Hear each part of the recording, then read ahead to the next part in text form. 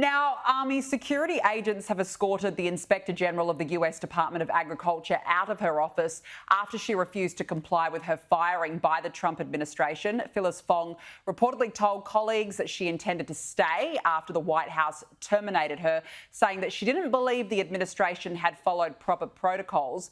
Army, look, these lefties, they can try as hard as they can, but why bother going up against Trump orders? Yeah, first of all, hey, IG, it's not your place to interpret the protocols and the legality of your firing, right? And that's the problem I think we have the IGs in general. I think they were they had a world onto themselves. They felt they were disconnected from the law. They could do whatever they wanted. And that was the problem that Trump had from the beginning. Look, there was a 2022 law that was passed, that we've been talking about a lot, that strengthened the role of the IG and how they're let go, how they're rehired. And the truth is that he probably has not run afoul of this 2022 law because most of it was probably actually unconstitutional. That it is actually within the power of the president to fire these IGs. I think where he's going to have a problem where the 2022 law, I think, will stand any legal and Supreme Court scrutiny, is that you really have to have independency when it comes to who the inspector generals are, the federal inspector generals. And I think that he won't be able to put in any lackey that he wants, that is going to have to go through rigorous approval. I think that's great. I think that's fair.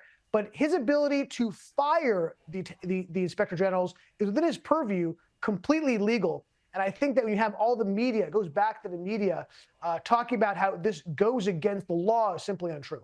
No, I agree. Now, look, Meta has agreed to pay $25 million to settle a lawsuit filed by Donald Trump against the company after it suspended his accounts following that January 6 attack on the Capitol. It's the latest instance of large corporations settling litigation with the president. Meta has come around to Trump. We know its CEO, Mark Zuckerberg, met him. He was at the inauguration. I wonder if he regrets suspending his account now. Oh my God. I love this so much. I love seeing these technological leftist titans bending the knee and kissing the ring of Donald Trump, because they know that for the next 4 years, they are going to be scrutinized. They're trying to get ahead of it. It is so delicious to see. Look, you saw ABC had to settle a lawsuit also when they called him a rapist, and they settled that money was going to his presidential library. I think it's great. I think it's ironic. I think it's phenomenal. Yeah, you're seeing all of these tech titans who were very supportive of Biden and Kamala and the left now turn around and say, I think we got it wrong. I think we better settle our accounts now to make sure we're good with President Trump. It's great. I love it. I love it too. You're right. They're all bending down to kiss the ring now after years of talking up against Trump, suspending his accounts. And now, look, suddenly, if you're not in the Trump crowd, it's better to be in than out. That's how I look at it. Now, Ami, we've got to say, we have been loving your posts on X because for 10 days, every day, as we can see here, you've been posting the Trump presidency and democracy has not ended every single day. Well, Ami, firstly, who would have thought? And secondly, how long do you reckon you're going to keep going with that? Oh, nothing gets by you guys at Sky News Australia, huh? You picked up on that.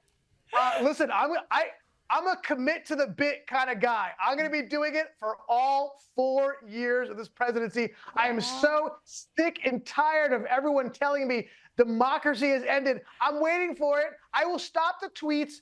No, I promise you now. I will stop the tweets when democracy in the U.S. has ended. How's that? All right. Well, we're going to hold you to that. And we expect to see every single day, Ami, for the next 4 years, we're going to be looking at your tweets to make sure that you haven't stopped tweeting that.